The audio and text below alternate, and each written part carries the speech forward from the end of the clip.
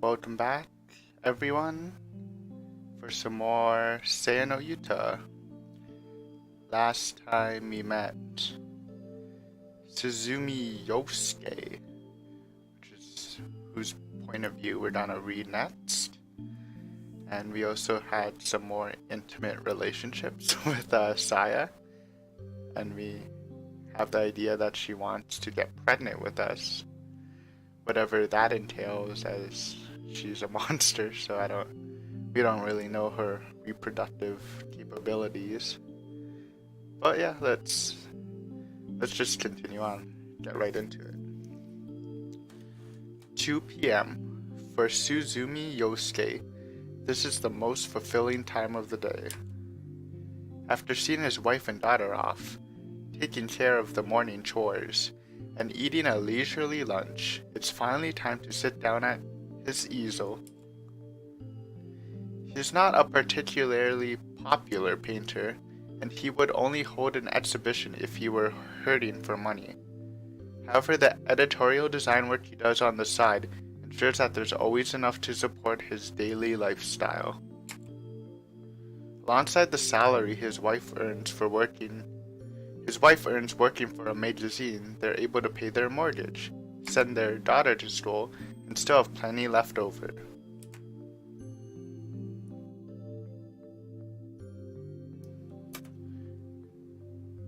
That looks very nice.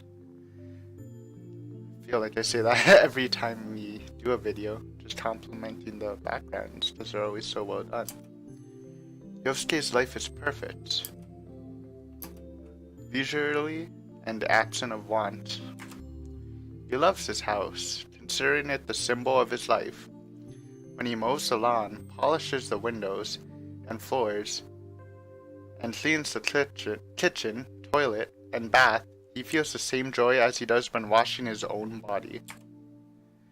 Just as he knows the length of his fingernails and the time since his last meal, he also knows everything about his house's condition, the status of every door, the freshness of every flower, the amount of ice in the ice tray, every last detail. This is his pride, and when he sits in his studio smelling the turpentine and knowing that each element of his house is in perfect order, he is filled with that ultimate satisfaction. That sounds quite odd, but considering if you're a stay-at-home person for your job, then maybe that isn't so odd since you're spending so much time at your house. I mean, we all spend time at our houses a lot, but he's literally there just almost 24 hours a day, except for, when you have to go out, right? That's why he's mad at Fuminori, because it's kind of ruining his house's atmosphere, I guess. While trying to find the right combination of paints on his palette, he suddenly feels thirsty, but soon remembers that there isn't much orange juice left in the refrigerator. In fact, it's almost about time to stock up on bath additive and powdered soap. He could get everything at the supermarket when he goes to shop for dinner, but it'll probably be pretty heavy. Now then, where should I leave off to go shopping? He wanders idly as he heads down to the kitchen. Just then, a waft of air tickles the back of his neck. Wait. Oh, okay. Bringing him to a halt in the middle of the hallway. A breeze coming from somewhere. Impossible. Every window in this house is closed. Yosuke shut them himself during his morning cleaning.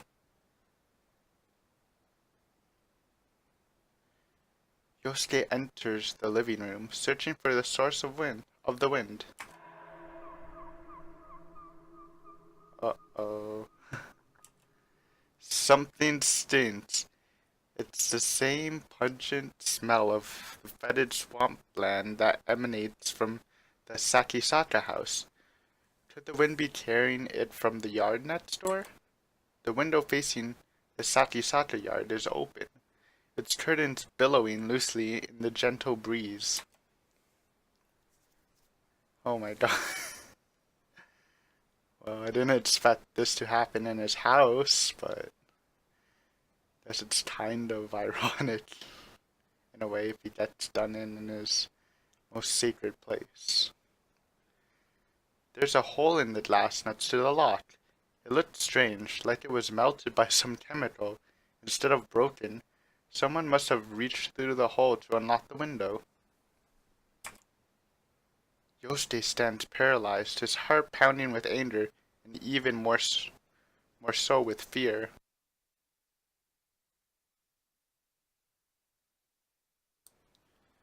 He listens carefully but hears nothing. Perhaps the intruder has already finished his business and left. But a burglar wouldn't have left the room untouched, would he? Maybe he heard Yousuke coming and hid somewhere. Yousuke realizes that his still wet palette knife is in his right hand. He must have forgotten to put it aside before going downstairs. Oh, what if... I just had an idea. What if Sai's just like stealing the paint from his house or something, and he's not going to eat him? Just, she's using a lot of paint and painting tools for the house. Maybe that's it. Ooh. He stares numbly at the knife for a moment, and decides that it's not enough protection. Instead, he grabs the ashtray sitting on top of the table, made of thick, solid glass. It is big and heavy, enough to serve as a blunt weapon. The home that he has cleaned every inch of, that he thought of as part of himself, now seems like an entirely different world. Keenly aware of the thumping in his heart, Yousuke looks around the living room and sees little that could be used as a hiding place. The intruder must have gone either to the guest room or through the dining room to the kitchen. The kitchen is close to the stairs. If there had been movement, Yousuke would have noticed it when he came down, which means that the guest room is the most likely place. He shuffles to the guest room and prepares to slide it open. But what is that stench? Could the breeze alone be carrying such a potent vector? Obviously that means scent. Never seen the word though. It's as if the odor is coming from inside the room. He steels himself and throws open the door. The straw-matted Japanese-style room is empty. There's a closet, but no one could fit in there. So the intruder already left? Yousuke relaxes, the exhaustion of sudden relief coming over him. Oh, I guess she's not just here for paint. Whoops.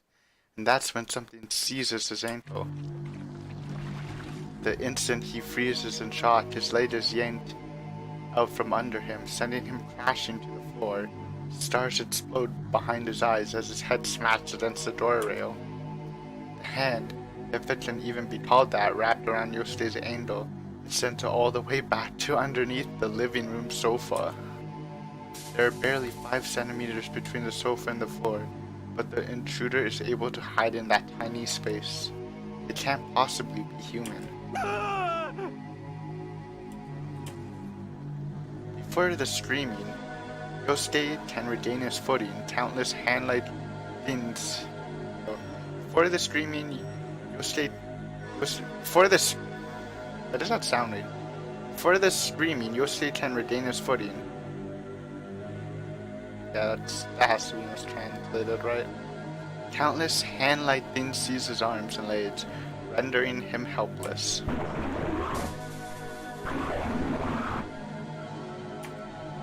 The muffled, gurgling, voice-like sound is accompanied by the sensation of something cold and soft falling on top of him. With his throat already seized up, the panicked Yousuke can't even scream properly.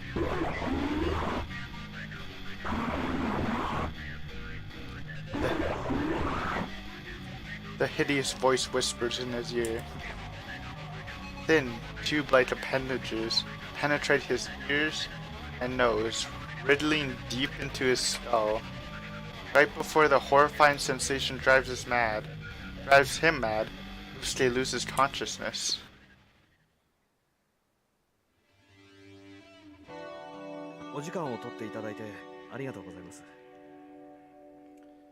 Well, that was fast. I thought he would have lasted a bit longer. I actually kind of feel bad for him. Like, unlike Omi, who was just searching for no reason, I guess he was just trying to defend his house, which he considers really important to him. I guess more than an ordinary person. I guess he could have called the police, but I don't know. Poor Yousuke, dude. I thought she was just trying to steal some paint, and now he got. At least she chose in a non like super violent way. I mean, like Omi's death sounded really like bad, like she like, ripped out her stomach or something. Yousuke just went like quickly, I guess. Anyways, it looks like Koji and Yo are visiting Fuminori's doctor. Thank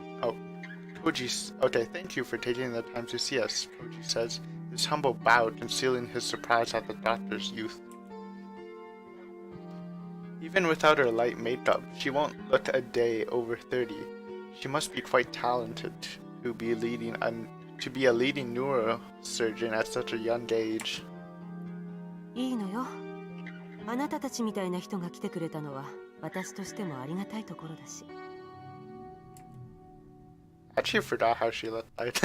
I don't know why. I thought she had black hair, but she has like green.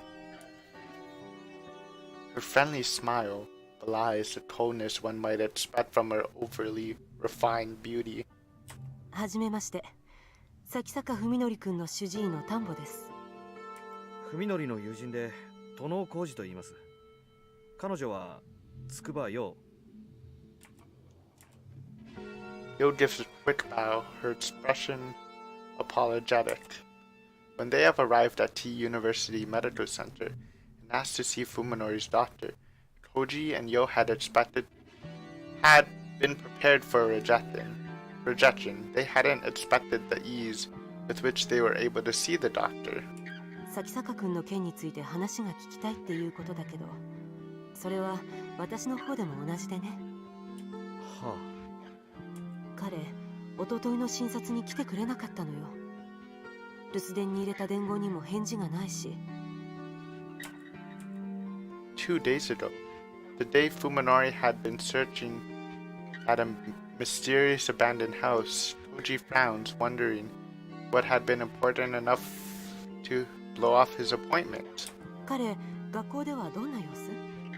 どうもこうも。もうめちゃくちゃです。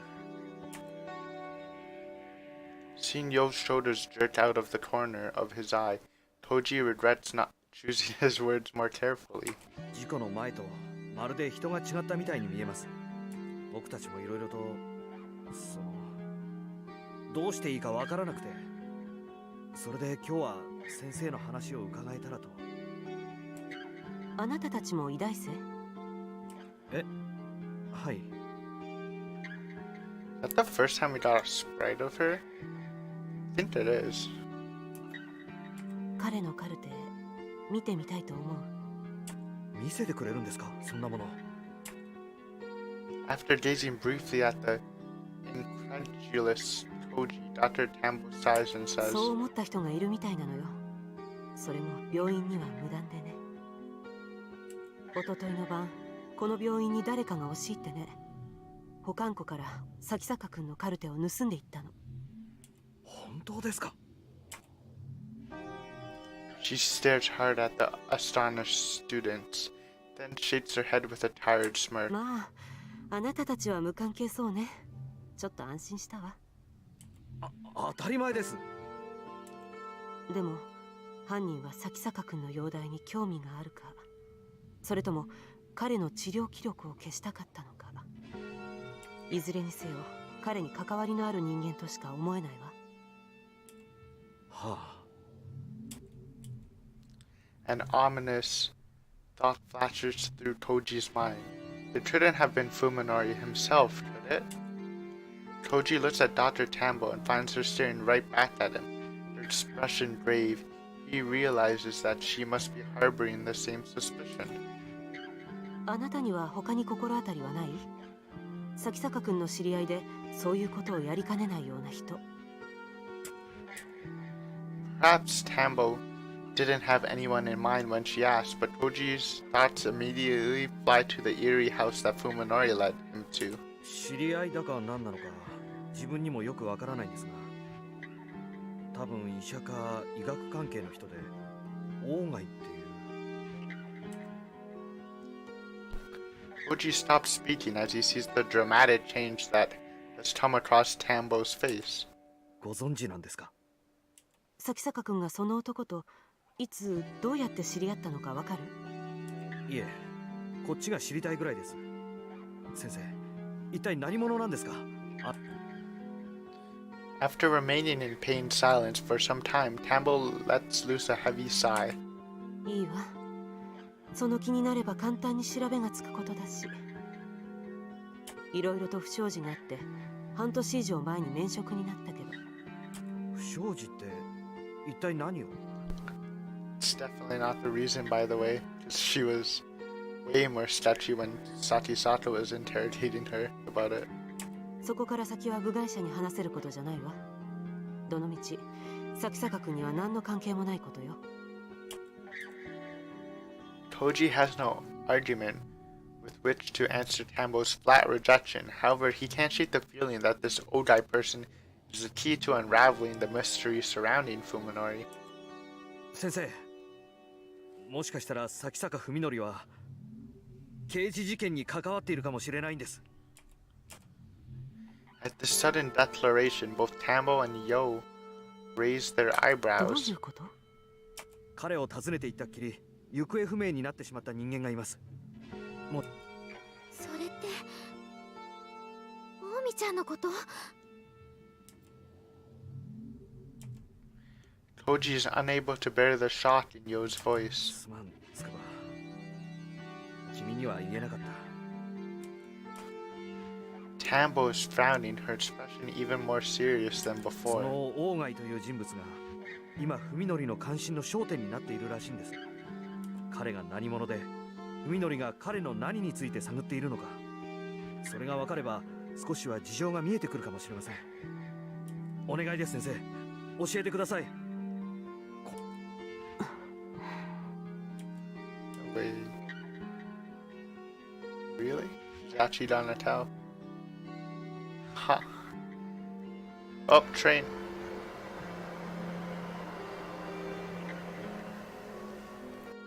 How pleasant. Dr. Tambo hesitates for some time, refusing to make eye contact, but she finally shakes her head. ごめんなさい。こればかりは Oh, never mind. 私の一存で話せる事柄じゃないの。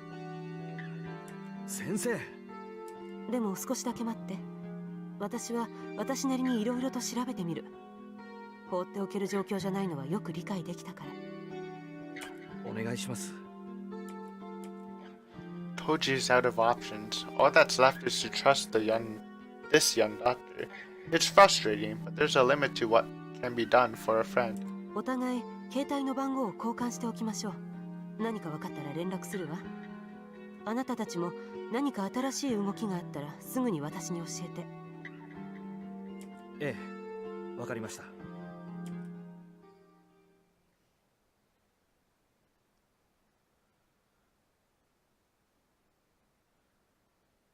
Oh. He's alive! What the? What happened to me?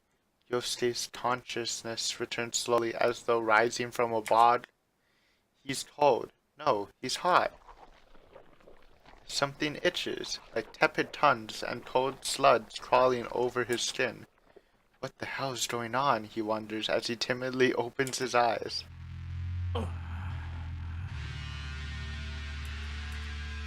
It's all over the walls and ceiling. The thing that attacked him in the living room, that entered his skull, it's everywhere. Terror shatters Yosuke's sanity. He throws off the thing lying on top of him, but his wild flailing sends him crashing to the floor. But is it really the floor? This lawn riddling fibers of what should be the carpet are winding themselves around his fingers. The floor is made of worms. Nasty. He tears his limbs free of the worms, tries to stand but loses his balance and goes crashing to the floor again. The worms immediately swarm over his entire body. Where the hell am I? Where did that thing take me? Yousuke crawls around the worm-ridden floor towards the only exit from the pulsating room. Where is this? This isn't Sakisaka's place. This is like... I don't know, I guess Sai has another place. When he gets outside, however, he finds that the hallways and other rooms are all made of blood, bile, and rotten meat. There's no place to run.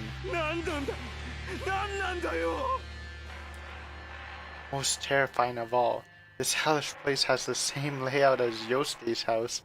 In a half-mad daze, he wanders through the warped, nightmarish version of his home. Guess that even stings more since he loves his home. In the small room where his studio should be, he finds an easel made of bones displaying a blood-soaked canvas.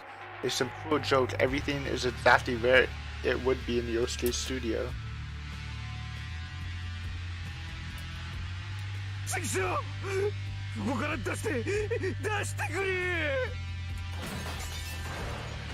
Howling, Yosuke swings his arm wildly, humming everything within reach. Oh wait!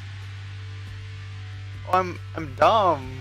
I just realized he probably just got Fuminori's condition, where he sees everything as bad and ugly. He didn't. Oh wow.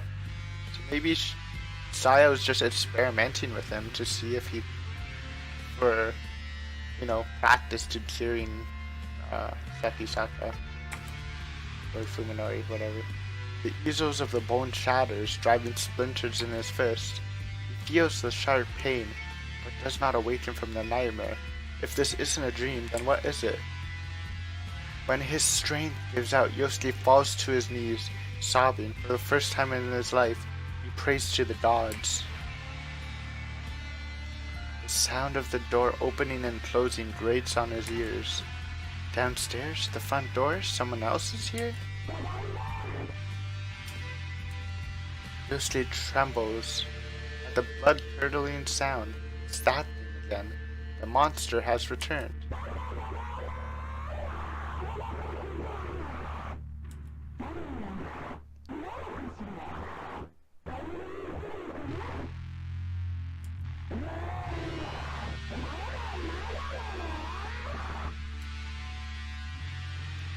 Yousuke hears the sound of something slimy sloshing its way up the stairs. Even as he cowers in terror, he slides his trembling hand across the floor and grabs one of the bones from the broken easel.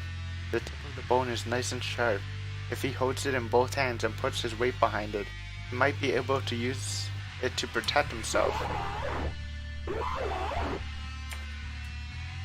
monster's growls are getting closer.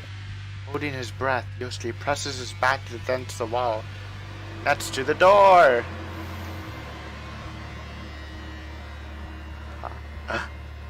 Oh man, this is gonna make me sad. I hate when stuff like this happens.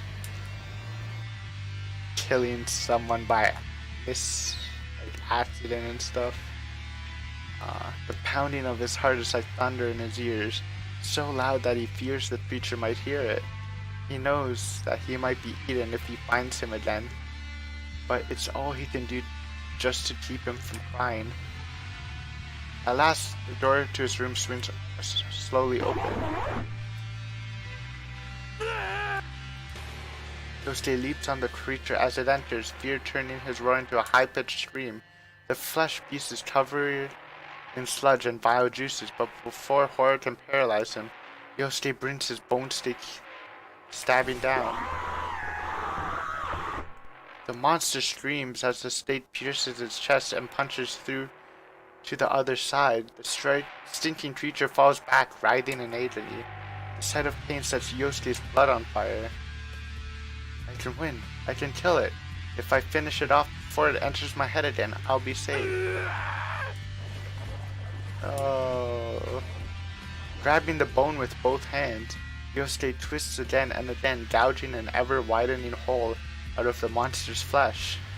The monster convulses and gurgles, its trembling tentacles reaching up as though it's begging for help.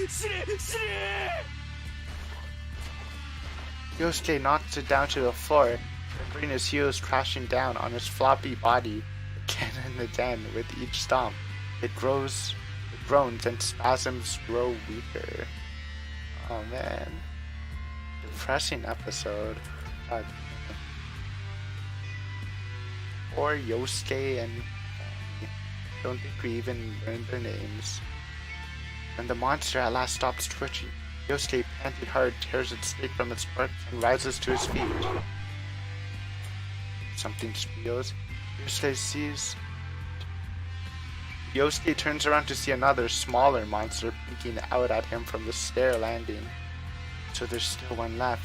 His previous desperate rage-filled attack both exhilarated him and gave him a taste for violence. This one will be easier. It's small and weaker after all. Grinning crazily, Yousuke raises his stake and sides towards the second creature. The small monster flees, screaming down the stairs. Not about to let his prey escape, Yousuke roars and gives chase. The thought that maybe the nightmare will end if he kills every monster feeds his savage bloodlust.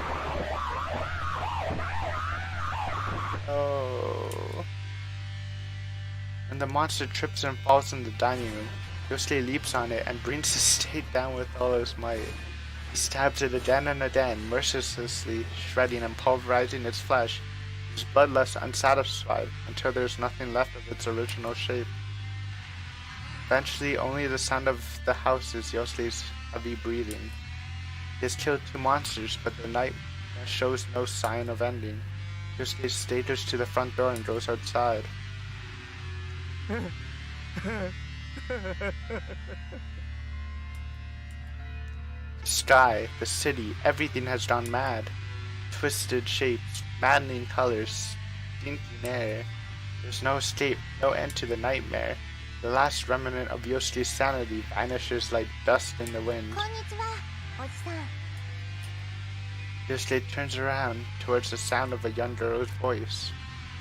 She is standing in front of the house next door, wearing a spotless one piece over her pure white skin. In the midst of this filth-ridden world, she seems to be glowing with beauty.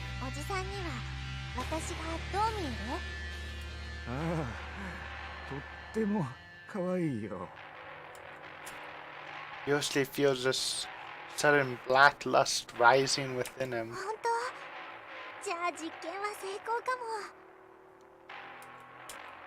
Yousuke walks up to the strangely jubilant girl and brushes his hand against her long, smooth hair.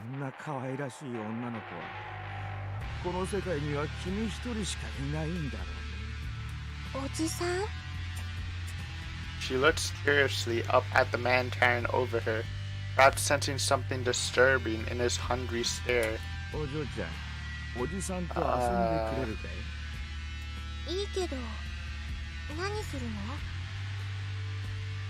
Hello?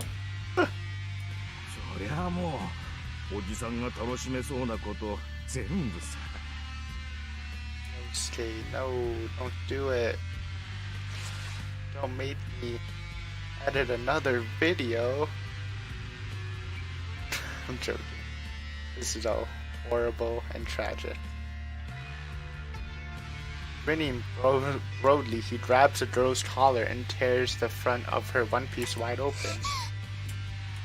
Shock and fear twist the girl's lovely, delicate features, stimulating Yosuke's sadism. Even after killing those 2 monsters, the embers of violence are still smoldering in his heart, and now they have new fuel to burn.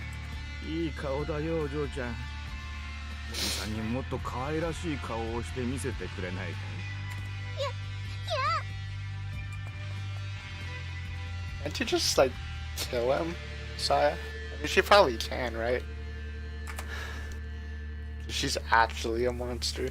Tears in her eyes, the terrified girl flees into the the Sakisata house, Yosuke runs after her, feeling the joy of the hunt.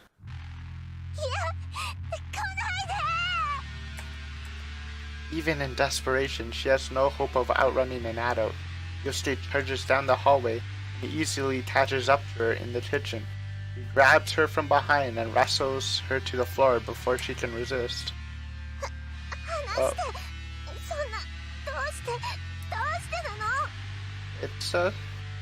It's nude. I guess I do have to censor it. After this. Let me go. Why are you doing this? Like I said, because you're just too cute. Enjoying the sensation of her thin arms struggling futilely against his grip, Yosuke uses his weight to hold her down while ripping off her remaining scraps of clothing.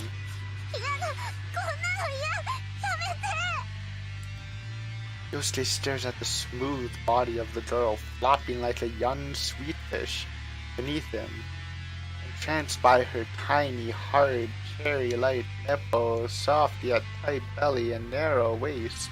The thought of violating such an immaculate body in the middle of this warped, insane world is irresistibly perverted.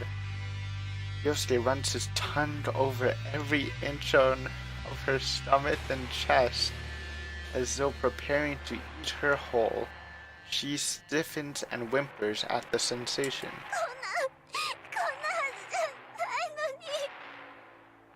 It isn't supposed to be this way. Her tear-choked voice satisfies Yosuke's lust for conquest. This nightmare has violated him, and now he is able to visit the same torment on this innocent girl. Where he was the victim, he is now the victimizer. The release he feels is intoxicating. His manhood is ready and waiting, so he frees it from his pants. As he playfully prods the girl's tightly shut slit with it, she finally starts crying in earnest.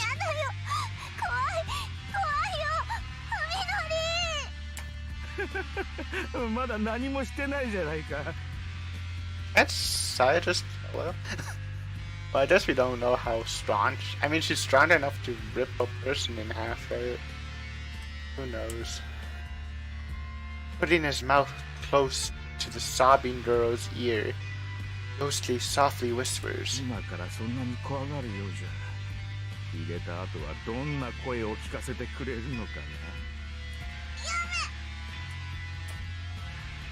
oh, I skipped it, but you can just get it by the tone. Just dirty, rapey stuff, I guess. Staring into her wide open eyes, Yosuke drives himself deep into her body. This was not a set scene I particularly wanted or imagined would happen in this game. Yosuke. House bro, what happened? The girl screams at the pain of having her unlubricated slit forced open. Yosuke is surprised by her lack of hymen, but even more so by the sensation of her inner folds, much too welcoming for such an immature-seeming girl.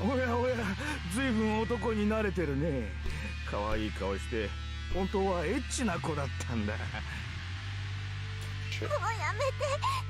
More dirty talk I don't really want to say. Yosuke smiles. I think I have to punish you for being such a bad girl. Yosuke begins to move inside her, each violent thrust forcing a cry from her lips, and tears from her eyes as her head jerks in agony.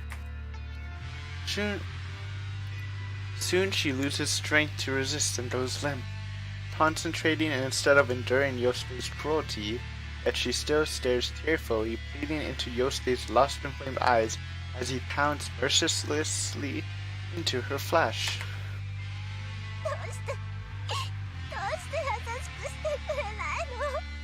Why aren't you gentle? Because you're cute! Yosuke roars, his breathing wild with passion. You're too pretty not to hurt, too beautiful not to break. The girl's pain, choking gasps, the despair in her eyes only intensify his ecstasy.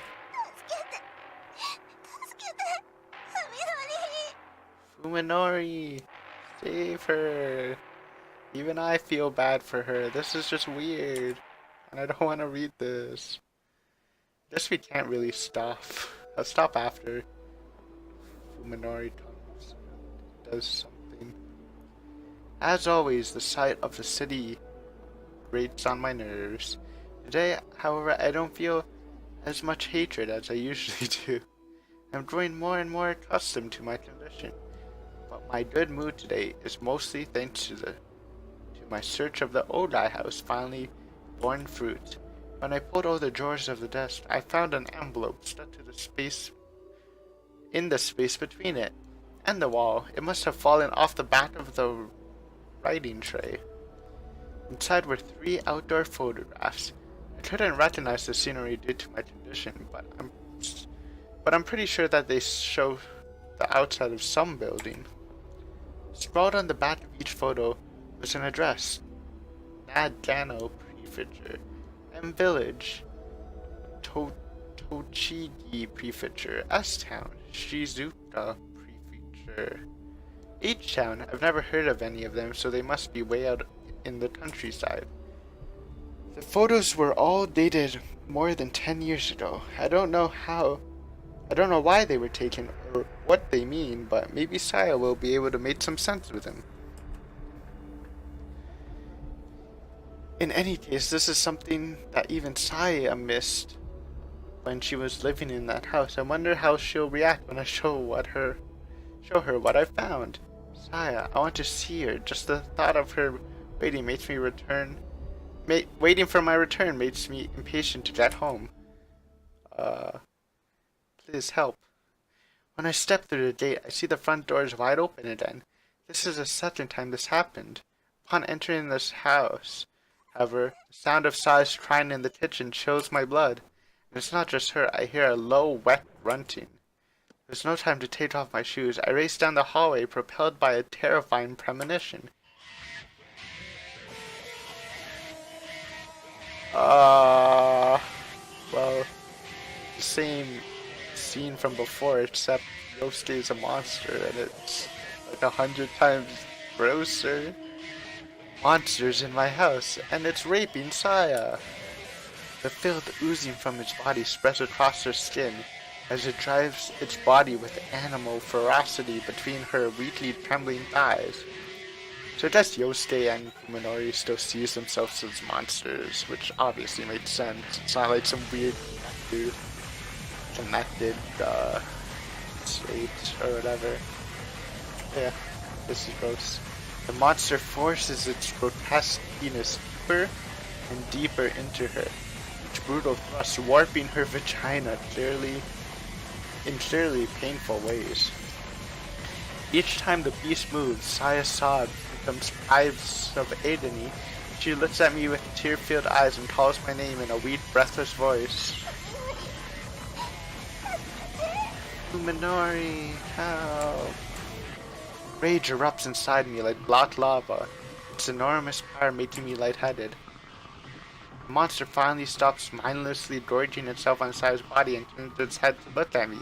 Surprised by my own composure, I easily slip past it and grab the meat cleaver sitting next to the sink. With a moment's hesitation, I slash at what appears to be its face. That's a cool shot. Wonder if I'll be good enough at editing to show it. I'll just leave it for a bit, so people might act. Maybe I can get that as a thumbnail.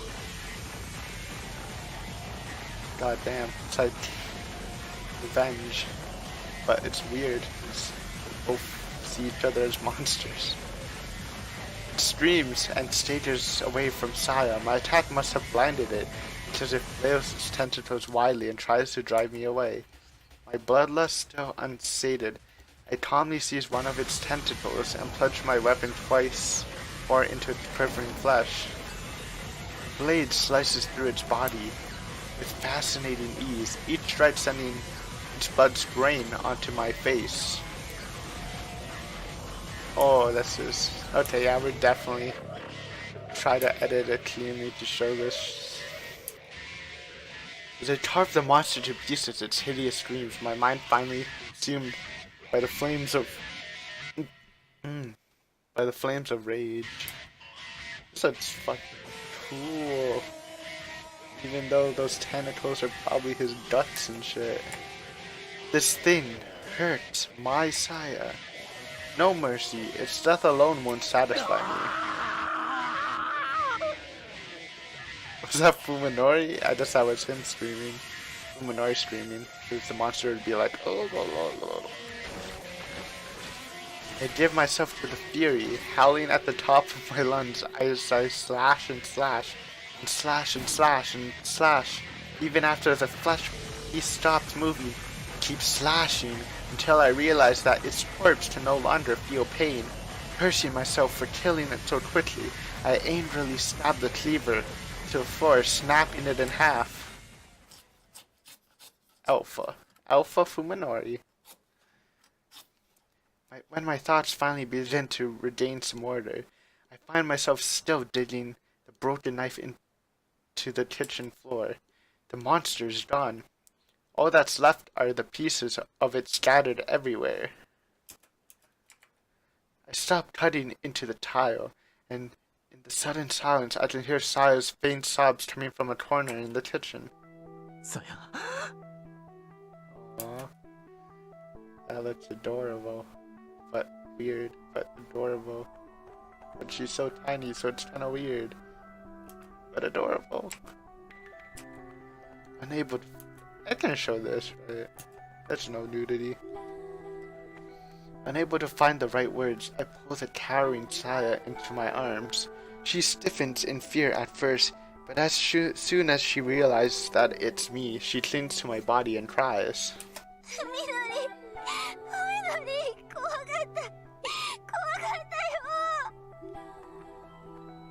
That's my home phone. We're just gonna ignore it though.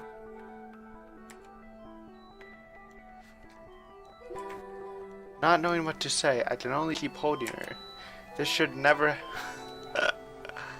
unlucky, I guess.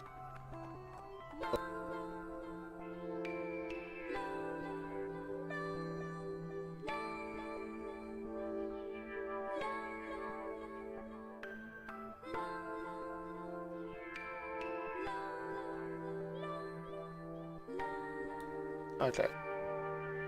This should never have happened to Saya. Everything is to blame, yes, including myself. I couldn't protect her. If I had been with her, then maybe I could have stopped this. She says over and over again, her voice choked with tears. Not wanting to hear that from her, I pull her into my chest.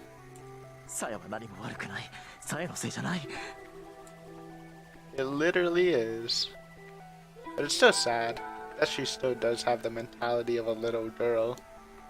A like 200 IQ genius girl, but still a little.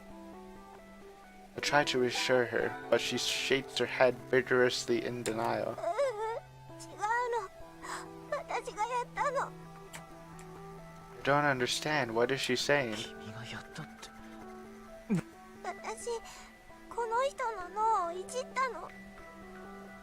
She answers, glancing at the dismembered monster with her swollen eyes.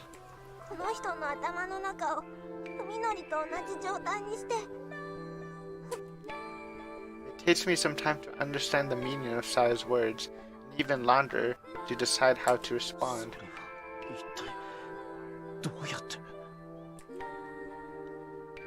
Finally regaining her composure, Saya responds to my confusion in a low voice. I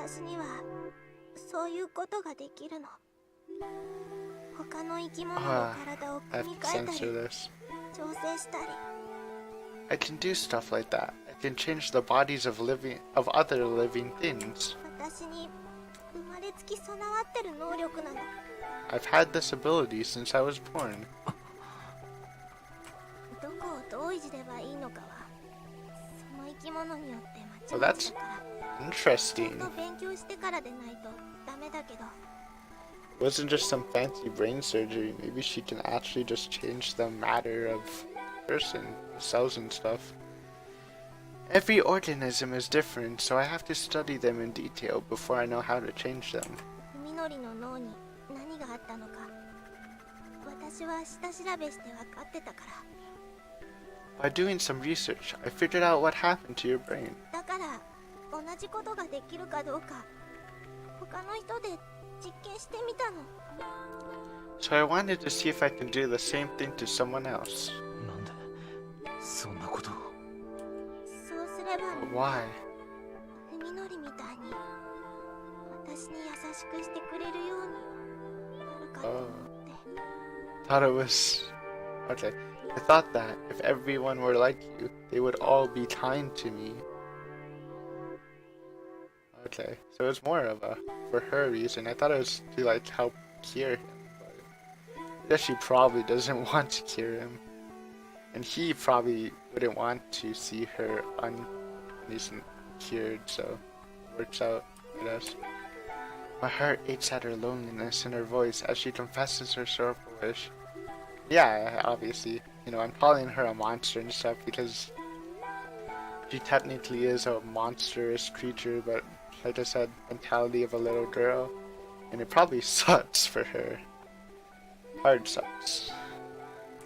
それなのにこの人は全然優しくなんかなかった But that man, he wasn't kind at all. さやのことをいじめたいって壊したいって言ってあんな He said he wanted to hurt me, break me, and She starts crying into my chest again. Unable to say anymore, I gently rub her back while trying to get my jumbled thoughts together. Saya, what is she? This question is beyond me. However, there is one thing that I can answer, here and now. Saya is mistaken. She is misunderstanding something vital. 僕がさやに優しいのは僕が事故に遭ったからだってそう君は思ったんだね。Oh no. Oh, I'm not gonna censor this part. She nods sadly. I smile and shake my head. 違うよそれはただの始まりでしかないそんな簡単なことじゃないんだよ僕とさやが出会ってそれから二人で過ごした時間のその一日一日の積み重ねが今の僕らの関係を作ってるんだ So like I'm sure Fuminori means that, but it's just gonna be he just doesn't know how much I'm sure like hopefully his thoughts don't change if he does get cured. That's all I can say. 文則あの日から今日までさやと一緒にいた僕だからさやに優しくして大切にしてあげたいってそう思う僕になったそう思われるさやになったんだこれって大変なことだろう Saya is still crying, but now her tears feel warm against my chest. 分かってるさっき This is a really good image too. Well, I just use whatever the 3 thumbnails that come up. I still want the bloody cleaver one, that was cool. Her smile shines through her tears. さやには文則しかいないんだって文則みたいな人はもう他に誰もいないんだって Now more than before, I feel the depth of the bond between us, and I'm sure that Saya feels the same way. I wrap my arms tightly around Saya and seal her lips with mine. Saya responds, winding her arms around my neck as our tongues desperately seek each other's warmth. At this moment, Saya is my whole world. At this moment, I am hers. The world exists for us alone. Of course, I still haven't told her something very important. I don't know why I've never said it before, perhaps because it was always so obvious. However, I should put it into words at least once, this oath of mine. さや僕は君のことが待って。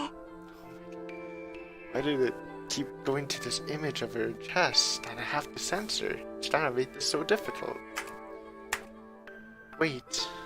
She stops me with a finger against my lips. その前にみのり、一つだけ確かめさせて。 Before that, Fuminori, 望みを。 tell me one thing. What do you desire? 僕の望み。 What do I desire? Saya nods, staring into my eyes with unusual solemnity. さっきも言ったけど、私には私にしかできない方法で生き物の体に干渉できる。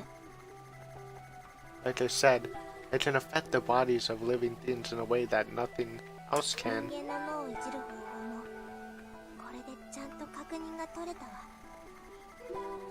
And now that and now that I've learned how to manipulate human brains properly, Saya pauses and takes a deep breath before continuing. 今ならあなたの頭を元の状態に戻すこともできるの。 I can turn your brain back to なん normal. だって。 What? Until now, such a thing hasn't even been in the realm of possibility. その人にやったのと逆のことを文則にしてあげればいいだけ。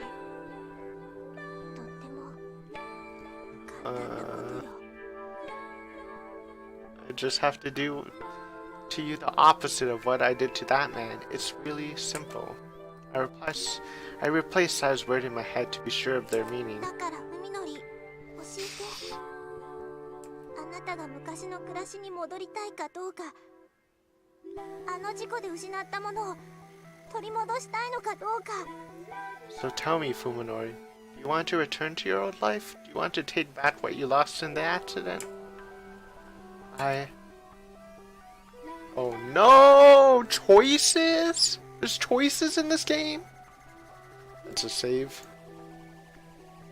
Oh shit.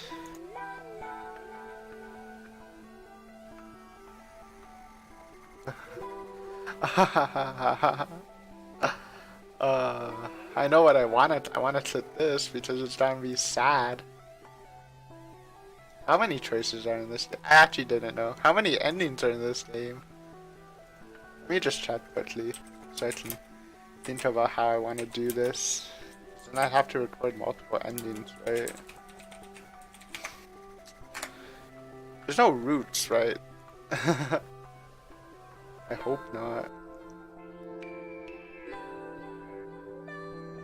Want it all back. Get the second ending. Don't need it. Oh, there's only two. Two. I guess we should get the first ending. I guess. Oh, wait, I saved, right? This ending's gonna be a bad ending, obviously, right? Or it might be a good ending. Maybe he'll just turn back to normal and Saya will leave him. It's either that or he's gonna see Saya and something bad's gonna happen. Ah, let's go for her. I want it all back. そりゃもちろん戻れるっていうのなら元に戻りたいと思う。 Well, of course, I answer without thinking. If it's possible. Fucking trains. Sorry, I didn't mean to swear. Let's wait.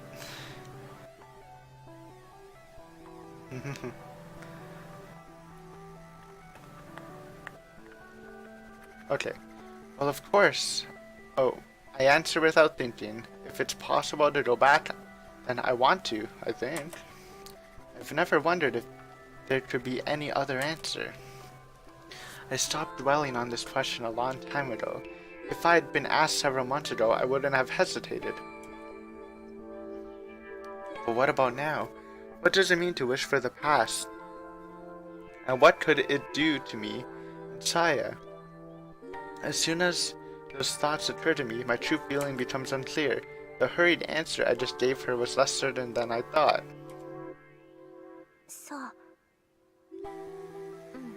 そうよね。当たり前よね。 Oh, yeah, of course you would. Saya smiled softly, her expression an unreadable mixture of what seems to be sorrow and relief. Seeing it fills me with sudden unease, as though I've just wounded her deeply with my careless words. なさや、僕は Hey, Saya, いいの、文則。もう何も言わないで。It's okay, Fuminori, don't say any more. Saya kisses me again, as though to silence me, and thrusts her tongue into my mouth with even greater passion than before. As the sweet softness of her tongue clouds my mind, I begin to feel an urgent need to say what she prevented me from saying, to speak those most important words. さや Saya. Oh wait. Oh, there's so much editing in this. I can't speak for some reason. My mind is hazy. My consciousness is slipping away as the euphoria from her kiss spreads through my entire body. That's her tentacles, dude. おやすみなさい、文則。 I hear Saya whisper softly from far 心 away. 配しないで。次に目が覚めるときには何もかもが終わっているから。 That's no good. I have to tell you something before I sleep. Just one thing. Such thoughts are meaningless, however, as oblivion calls me to its embrace. Cured, Potters. Blood, stained kitchen. When I awoke, the first thing that greeted me was a terrible stink. Suzumi's-san's body was covered in flies, and I could smell the rotten stench that you would expect from a corpse. The night had ended, but Sayo has nowhere to be seen in the morning light. Aside from the blood-covered floor, the kitchen looked the same as it had in my youth. In contrast, the colors of the living room that had been so soothing to me the day before were now a stark reminder of what a distant world I've been living in. Knowing it would be futile, I wandered the house in searching for Saya. For almost an hour, I tried in vain to deny reality. Then I called the police. When the operator answered, I couldn't stop myself from crying. It had been such a long time since I've heard a human voice other than Saya's, after all. As became clear later, Suzumi-san has murdered his family before I killed him. Unable to give the police a satisfactory explanation, I was arrested for all 3 murders. And when they found the remains of Takahata Umi in my house, the charge became 4 counts of murders and 1 count of mutilating a corpse. During my interrogation, I told them everything exactly as it happened, in every detail. The detectives didn't believe me, of course, but the psychiatrist who came later did. He had moved me from the jail to a much cleaner white room. Well, I mean, this didn't end well. This is a pretty shitty ending. I don't know if it's better than... It probably is somewhat better than being in that crazy world. Then it's too much of an extreme world to actually try to imagine yourself into, because it's just impossible to put yourself in this position, right? That's right. This room looks just as stark white to me as it does to everyone else. In the end, they declared me incapable of answering for my actions. Everything that happened to me was real, but was part of a reality that was incompatible with the world outside this room, so the doctors gave me a tiny space all to myself, a place where I could live my own reality. I'm sad that I wasn't believed, but I know that it couldn't be helped. In this world, reality is the vast majority of what people say it is. I simply had the misfortune to step outside that box. Is this some message of the story, bro? I hope it's not. I hope the author's not trying to make a point with that statement, but we'll see. The walls of my room are undeniably white. Thankful for that alone, I will live the rest of my life. Everyone said there had never been any girl named Saya. Well, so be it. Saya was probably never part of their world. But why shouldn't I be able to hear Saya's voice here? In my room, there is my reality, after all, a continuation of the very real time we spent together. How long did I wait for such thoughts floating through my head? When I awoke... Oh no, this will either be happy, kind of like a sad happy, or a sad ending. Us meeting Saya. Well, maybe we'll see what she looks like. One night I awoke to the sound of something crawling down the hallway. The sound would not normally have woken me, but I must have had a premonition of that night. Sleeping lighter than usual, I had waited for her arrival, and so I knew instantly that it was her. さやなんだね。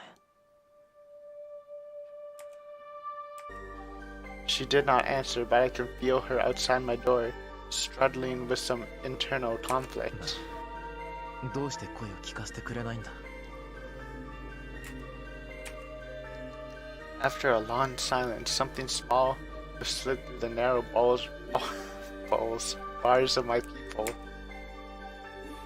There was a cell phone. The screen had already showing a notepad with freshly entered text. My voice will sound strange to you. I couldn't suppress a chuckle at Sai's uncharacteristic display of shyness. そんなこと、僕は全然気にならないよ。 I feel like this is gonna be a sad ending, not a sad, happy ending. I said, sending the phone back to the bars. I just want to hear you, see you. After a short pause, the phone returned to my side. Please, let me stay the Saya you remember. I see. I'd started to suspect that it might be so. Everything had appeared warped to my eyes. Only Saya learned looked normal. I thought that she was somehow unique. Oh, he gets it. Maybe it's a sad, happy ending. In truth, however, she had probably been a different kind of unique than I'd imagined. It wasn't my senses. Well, it wasn't that my senses hadn't distorted her appearance, but that she had been so unusual that she seemed normal to my twisted mind. Saya's true form was something other than what I had known now. However, I could see her as she really was. I couldn't blame her for not wanting to reveal herself to me. A girl's heart was not for me to understand. I just had to accept it. あの日君に言おうとしてたこと、保留になってたの、覚えてる。 I slid the phone back to her. I was hoping that you'd forgotten. I smiled wryly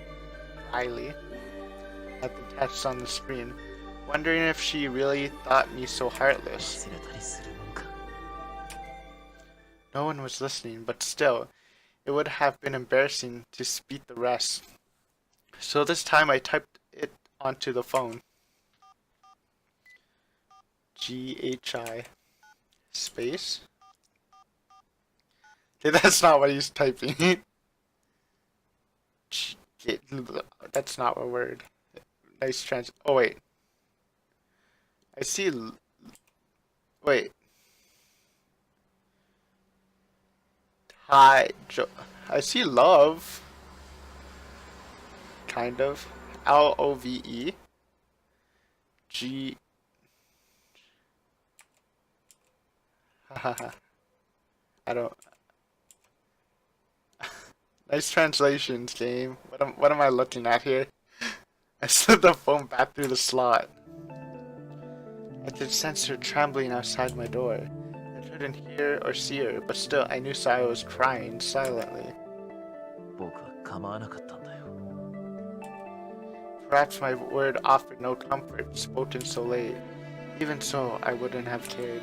I wanted to return to my old life too, but I would have abandoned that wish for Saya. I know that I would have gone with her, hand in hand, as far as we could, even to the most forbidden of places. Saya too must have known that I had been prepared, and because she knew, she stopped me from saying those words.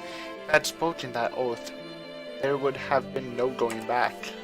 She ended it before that could happen, and vanished from my life. I'm sorry, I was a coward.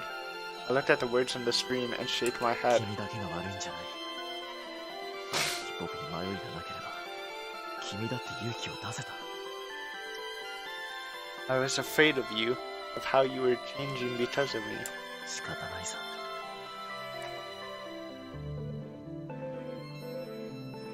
Saya couldn't bring herself to take everything from me, and I couldn't bring myself to give up everything for her.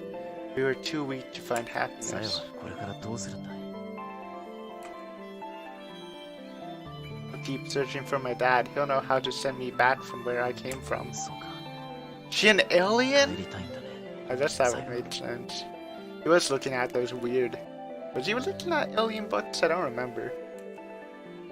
A short time passed with no words or messages exchanged. I wonder how many times in that brief silence she considered answering yes or no. Yeah. When the phone finally returned, the characters on the screen seemed strangely uncertain. そうか。お父さん、見つかるといいね。 I'll do my best. The time had come for our parting. She had chosen her path. I had given my blessing. Nothing more needed to be said. もしも気が変わったら、僕はずっとここにいるから、いつでも来ていいからね。 I will, thank you. Goodbye, Fuminori. I read her final message and return the phone to the other さ side. よなら。さや。 She gently slapped my door in response. Then I heard the sound of her sliding off down the hallway. Then I was alone in the silence of the night.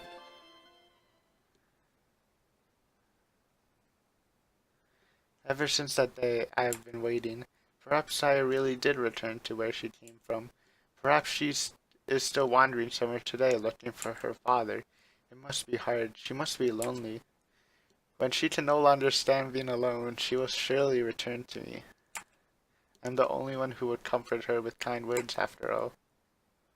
And so I will wait. Dreaming of her voice and her face, I will wait.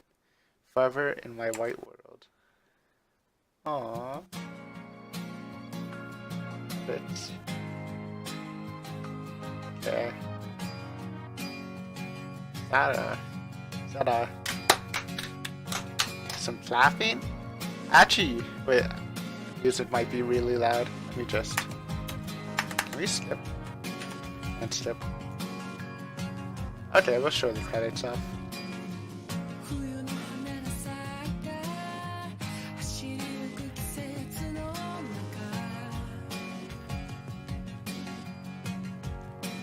Scenario.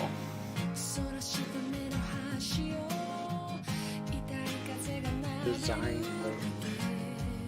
Were there 3D graphics? It is kind of.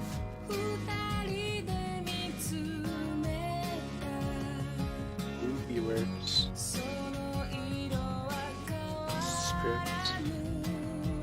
Script. Oh, probably for. Okay. Sound produced by Ziz.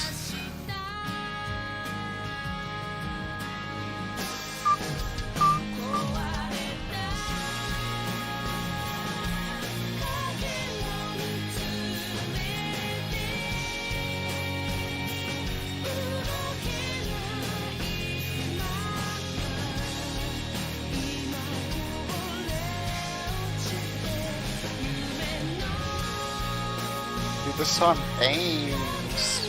Oh, damn.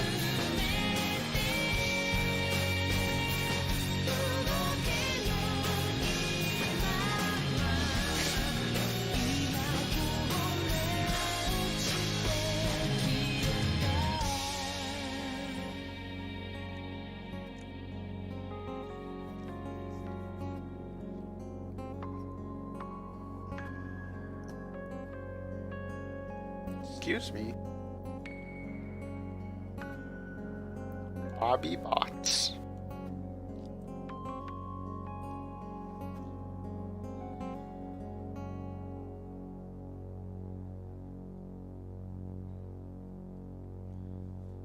Nitro Plus. Alright, we good? Okay. So first I'll give my thoughts. Sorry that was kind of a long episode. It was really exciting and I didn't want to put it down. There wasn't really a good place to put it down. But I really enjoyed that ending.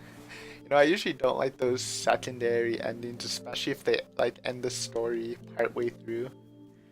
But that was a satisfying ending. I thought it was gonna be they were gonna pull the when I meant sad ending, I thought Saya was gonna appear and Fuminori was gonna freak out, but that was a sad happy ending full of revelations and resolve.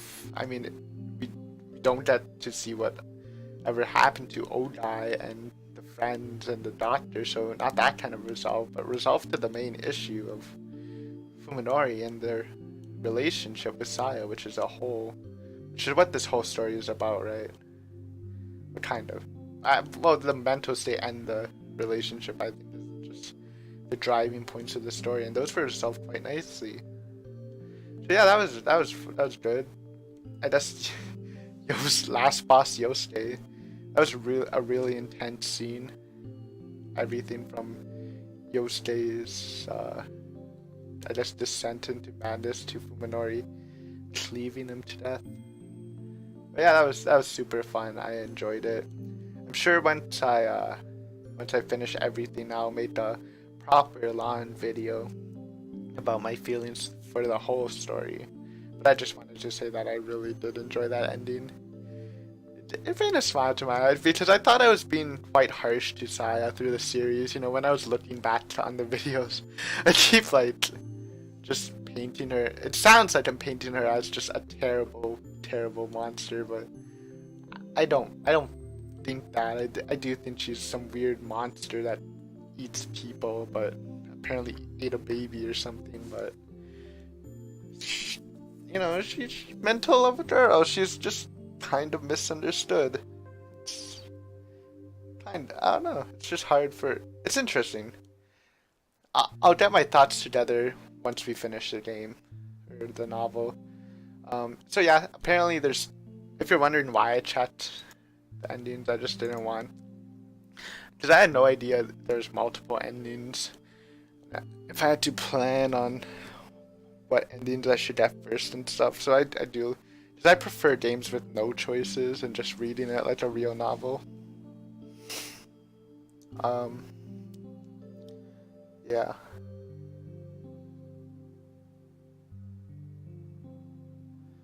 So there's 3 endings actually. I don't know what they are, but I guess the options kind of spoil it, but not really. Anyways, we'll see. I don't know how long this game is. Maybe we can finish it by my next recording, which will be tomorrow, which will be the Friday recording of the week you're watching this, which is in 2 days for you guys. If not, then I'm in no rush. But thank you for watching. Again, super long episode. I'm sorry. It was just super intense. And I'm gonna have to do a lot of editing to cover up those parts, but I think it's worth it because I do want to get those in-between shots, because there's some really good CGs that were family friendly enough, I guess.